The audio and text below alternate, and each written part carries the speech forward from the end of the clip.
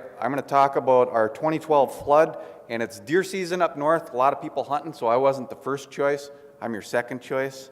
But I was the incident commander, and our current operations engineer is actually in a deer stand this morning.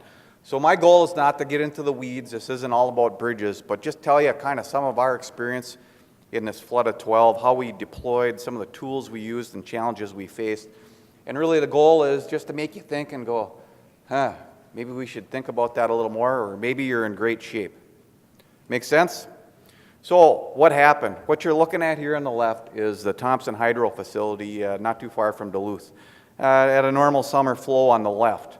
On the right was basically about day 2 of the flood, and you'll see a truss there, and there was a 96-inch, I think, multi-plate arch that we were going to work on. We had a contract in place for both of these. We didn't like the arch very much, and that went downstream, so that was kind of actually saved us on some removal costs. But if you look at the picture on the right here, this is a picture of our district, and we are District 1 because our bridge office likes us the best, right, bridge office? They probably say we're extra needy, but it's a very big district. It's probably, depending on where you go, we're 80 miles south of Duluth towards the metro, up to Canada, International Falls, Fort Francis, and Thunder Bay up here. Huge district, and here's kind of a picture of what we got for precipitation. It was a dead bullseye in our district. So I think the blue is about 9 to 10 inches of rain, and that was in less than 24 hours. And if you're familiar at all with Duluth, there's a lot of steep terrain, really quick time of concentration, wreaked a lot of havoc. So Lake Superior, here's a satellite shot shortly after the flood. And ironically, our family was part of a sister city exchange. We had Swedish guests coming to see the nice crystal clear Lake Superior, and it actually looked like a chocolate malt from all the discharge coming in from the St. Louis River system, which is full of clay. Just remarkable that you can see it from a satellite. So we had a lot of emergency declarations right out of the chute. You can see they were states, counties, and cities. This really affected kind of a wide area of northeastern Minnesota. The good thing was that away from Lake Superior and in the outlying areas, a lot more flat topography, so the damage wasn't as great, but a lot of road closures and still significant damage. So to give you kind of a little snapshot of statistical back to our Thompson hydro facility just west and south of town, typically we see 500 to 1,000 CFS. Spring it'll go up to 10,000. Alarms go off when it's 25,000. This event spiked it at 55,000 CFS, so the alarms were really going off. Previous high they had seen was about 40,000, and just to put that in perspective, Niagara Falls is about 100,000 CFS. So I took us out of we had 140 slides of really awesome pictures, but what you're looking at on the left here, this is a Forbay. Minnesota Power is our hydro generator. This big dike here in their Forbay that feeds their pen stocks and generation facility failed. This little pile of wood in here is actually called a fuse. And I'm not a dam engineer. As a matter of fact, I don't know a damn thing sometimes. But this is designed to fail here, and it did. And it ripped down the hill and took out about a 40 or 50 foot embankment on our State Highway 210 through J. Cooke State Park. Unbelievable. There was a 36-inch culvert down there. So we'll talk at the end. We did not actually lose any bridges, but we lost a lot of pipes and put in bridges to replace them. An aerial shot of the city of Thompson. Again, this is kind of around the hydro reservoir. Again, this for reference, this is that truss, and we lost the big multi-arch. That Forbay that failed goes way down here to feed the hydro penstocks. Our construction crew was right here when this roadway departed. It was pretty amazing. We have it on video. We don't have time to show it today. Also in Highway 210 through J. Cooke State Park, pretty low volume road. Politically, we always have to keep it open to feed the park and the hydro facility. The big hill country, all clay, just complete devastation. As a matter of fact, we just had the grand opening of the highway about a month ago. We finally got everything repaired. Just unbelievable. We had never seen anything like it. And then again, just west of town, this is on the St. Louis River system. The same system. We have a town of Fond du Lac, and they were completely, pretty much submerged. We have a different bridge that crosses the highway on a stream called Mission Creek that over the years that's been changed for development. It's always been a choke point. It's a it's a metal arch with old WPA work project stone walls. We've had issues with ice and flooding and debris. There's a lot of debris that comes down. That plugged up and flooded the town. Actually, the bay backed right up over the highway. So our immediate response, this event started at night. My phone started ringing at midnight. We were dispatching maintenance crews and bridge crews for highway closures, inspection of the highway, bridges, and culverts. And the next morning, I think by 5 a.m., my cell phone battery was worn out, and I got to district headquarters, and we set up an emergency operations center. Probably everybody's got awareness that is from any kind of an agency here. We implemented a lot of highway closures. Actually, just for our district, 26 state highways and Interstate 35 were closed. Many had no detours. It was just barricades up. The flooding was so widespread that we ran out of traffic control devices the first evening. And a lot of those we had personnel and light plants at as we get them out there 24/7.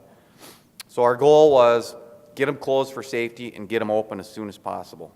So one of our lessons learned was we ran out of traffic control devices, and we got the next day help from adjoining districts and others. But lesson learned, make sure you know who to call to get more. So the Emergency Operations Center, I got to work, and we kind of have a training coordinator, an emergency operations gentleman. He's pictured with his hands going like this in the slide. And I walked through the door, and he said, "Pat, let's open an Emergency Operations Center."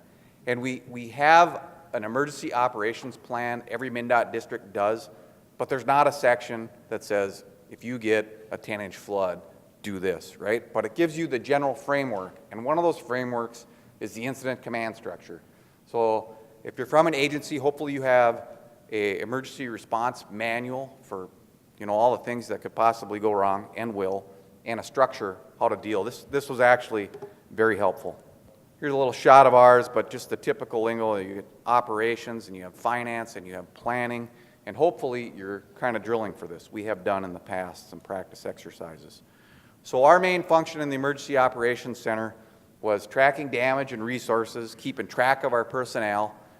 It was the hub of communication for internal, external, reporting down to the governor's office with our other local agencies in the Arrowhead region. Of course, we coordinated work with all of our inspectors and maintenance crews out there, interacted with the regional and state EOC, and secured internal and external resources. And that sounds easy, but there's we had a finance director who's our business manager, part of our management team, and we called her the rule person, because all of us engineers in the operations center, we just like to do stuff, right? Hey, get Yulin Brothers on the phone and get them out there. It's like, whoa, whoa, whoa. Know your emergency contracting processes, and that's part of our manual. There's a process to follow. So some of our lessons learned, things I'd like you to just think about. Do you have the physical resources to set up an emergency center? Computers, phones, radios. Can you react quickly? Do you have an incident command structure or some kind of structure so you can get together and really get to the bottom of an emergency in an organized fashion? Do you have enough people to run an emergency for an extended event? We ran ours for about a week, pretty much around the clock. We had double deep 2 shifts, but we were all pretty wiped out. We were working 12-hour days, and that was just in the office. That was not our field crews. I think I have this later, but the one thing we found was cell phones were not effective for us, and we used 2-way radios. That's another good lesson learned. I think it's on another slide. And practice. We were fortunate in Duluth. We have a Coast Guard base there, and like every year they have a drill. Sometimes we participate, sometimes we don't. I'm just telling you because I was asked to do this presentation. I just brought up, I'm a member of our district management team. It's like, we have not practiced for a long time. We need an exercise. Because you get rusty, you get complacent, you're in your daily whirlwind. This stuff always happens when you least expect it, right? So think about that. So the bigger picture, I mentioned there were other kind of emergency operations center. We had one in Duluth that was kind of at the public safety building. Our district engineer attended their meetings every day. That was kind of the regional hub. There was one at the state that we were reporting up to on the state level. And then from our own in the district, we kind of directed some tactical response teams, and those were for bridge assessments, highway corridor assessments. We had detour signing crews out. Of course, we were coordinating with all the county engineers.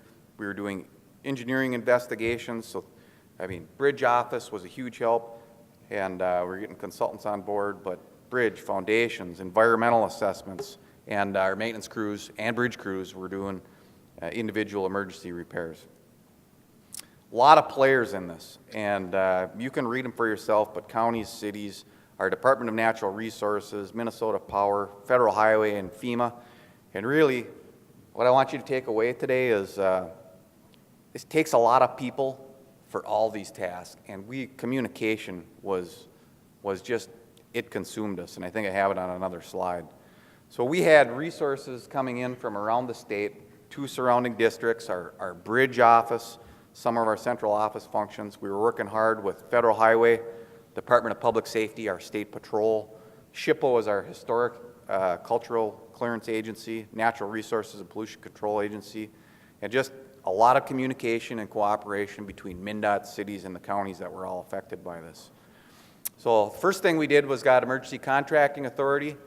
My takeaway for you is if you're from an agency like a state, know what your process is, because we can't just be calling contractors, having them come in to do work without having that emergency contracting authority signed off on. So it's pretty simple in ours. But our most important resource was all of our people, and there was a lot of them. So the other takeaway, when you get into these events, you think you know what you need for people, add more, because it seems like it's never enough. That's my opinion.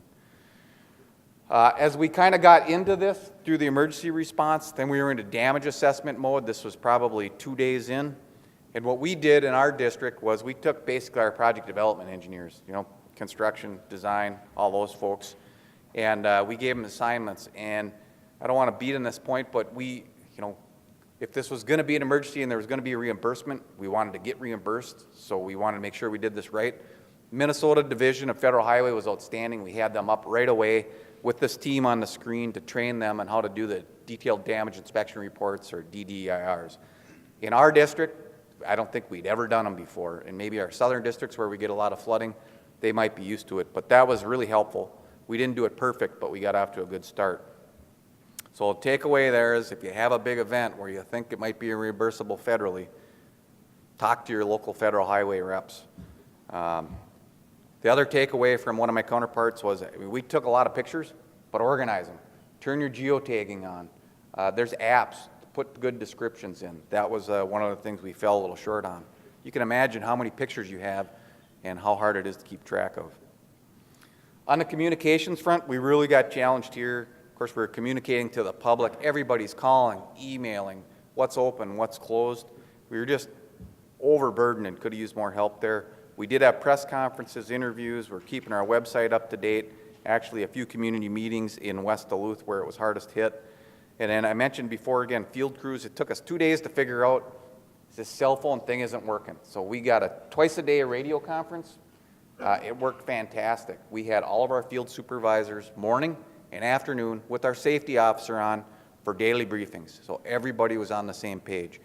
And the ironic thing was I had a broken heel from it's a long story. And I finally got out to the field with one of our field supervisors in West Duluth, who I'd been trying to call on the cell phone. What's up with the no reception down here? It's sporadic, Pat. But the radio always works. So another thing we learned, damage tracking. The public doesn't care, nor do we, if it's a state highway, a city street, or a county road. It was total chaos for a few days because we were tracking ours and posting them on GIS. But we didn't know what the county had closed, the city, and vice versa. So one of our lessons learned, and I need to check and see if we've done anything, we collectively, all agencies, have a system in the state to map all the closures. Because it's hard to route people, even your own people, how to get somewhere when you don't have the county, state, and city all tied together. Safety, I was thinking about this. There's me with my broken heel. But before emergencies happen, make sure you have a good safety culture and you stress to your employees how important safety is and not to do anything to jeopardize their personal safety. Even in an emergency, that good culture really helps. Remind them in the heat of the event. Have a system where you know who's in the field, when they're going, when they're coming out.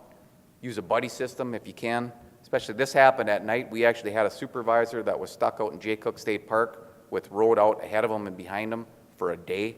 That was kind of a difficult situation. Gauge your safety officer. We used him on the radio. He was also visiting field crews that were within striking distance. And I think we called in a safety officer from another district to help us out as well. Money, money, money. We already talked about it. Engage Federal Highway. They're more than willing to help. Mutual aid. I looked at the attendance list. We've got a lot of local cities and counties in here. I knew we were going to get a call for mutual aid, so I called our City of Duluth Public Works and said, Jim, I know you're going to call me for help because we're out in Fond du Lac. You need to call the state EOC because when I get the call from them, then we can go help you, and then we're good for reimbursement. So I'm imagining it's probably different everywhere. I'm just giving you a heads up there. That's what happens in Minnesota. Big picture, just on the money, we figured globally, this event cost the region about $110 million. MnDOT, about $60 million, and that highway through the park, we just finished up. It was, and we have one more out in Fond du Lac. That's a whole other story, a bridge improvement project there that's still ongoing. So politics and natural resources, I'll just make this really quick. Out in Fond du Lac, where we had this bridge that was always log jam or ice jam, that's where we were called for mutual aid. And they wanted us to go in and clear the stream, and this thing was backed up for a half a mile just laced with logs. And we did that, but it's a trout stream, and we knew that, and we were working with the DNR, and we were having problems with fisheries. In the meantime, there was another storm coming, and there was an outcry from the local community. Now be mindful, MnDOT is down there working for the City of Duluth, and they want us in the stream building big dikes to protect them from the next rain. And this unfortunately got to the governor's office. It was extremely frustrating for us at MnDOT.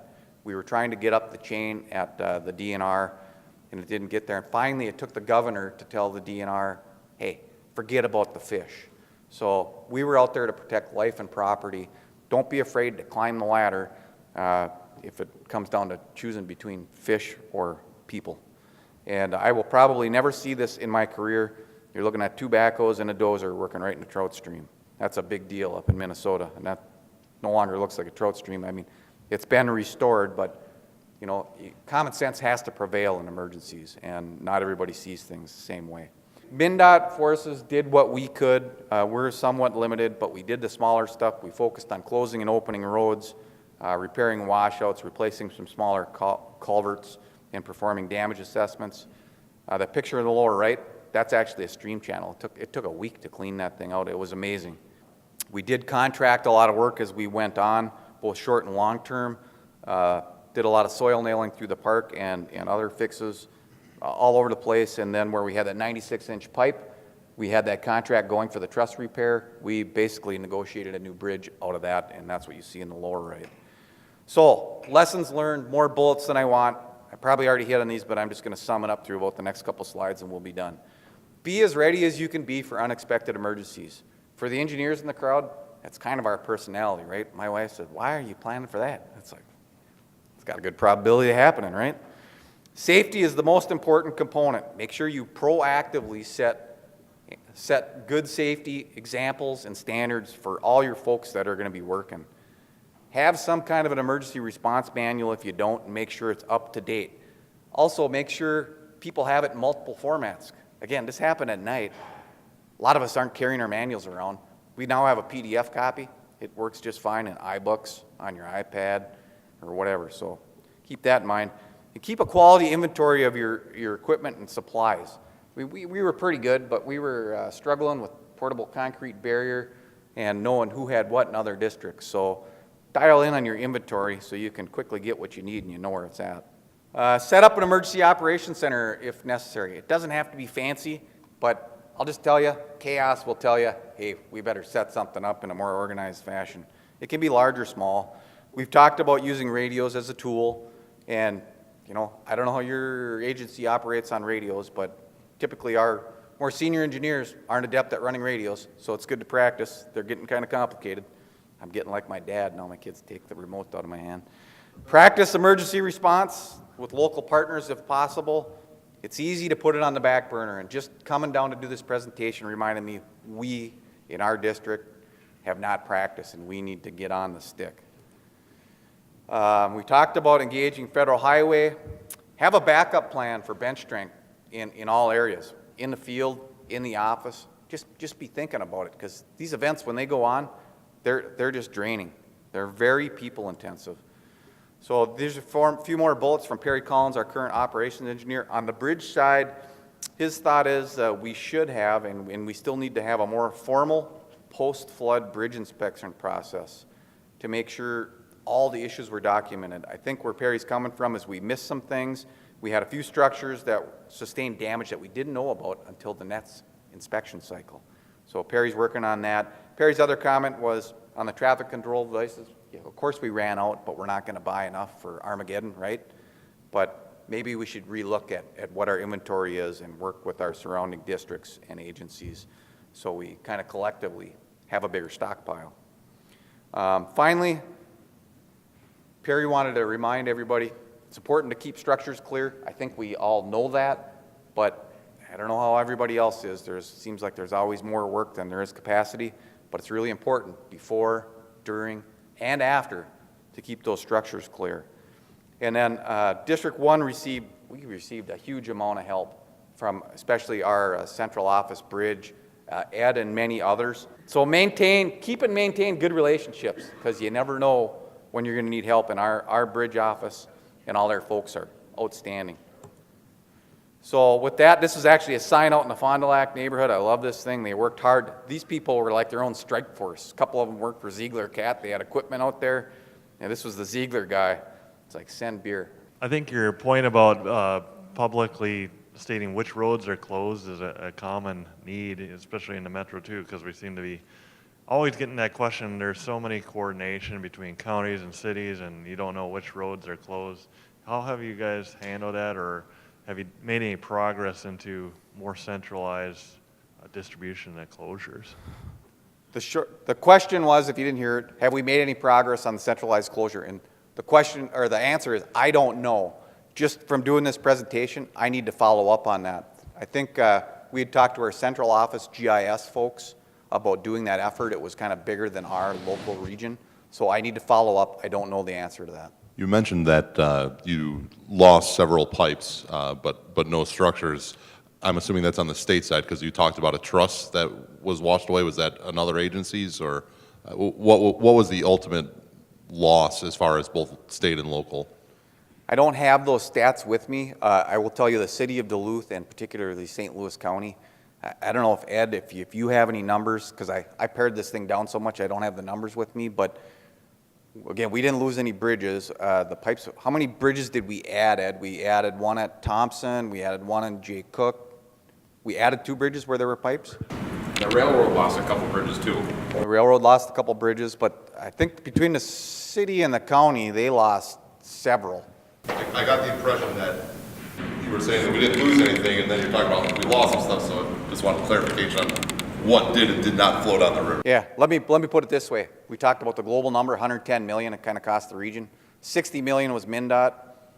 That was mostly road work.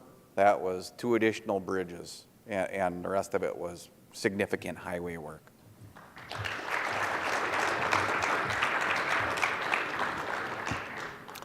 Okay, so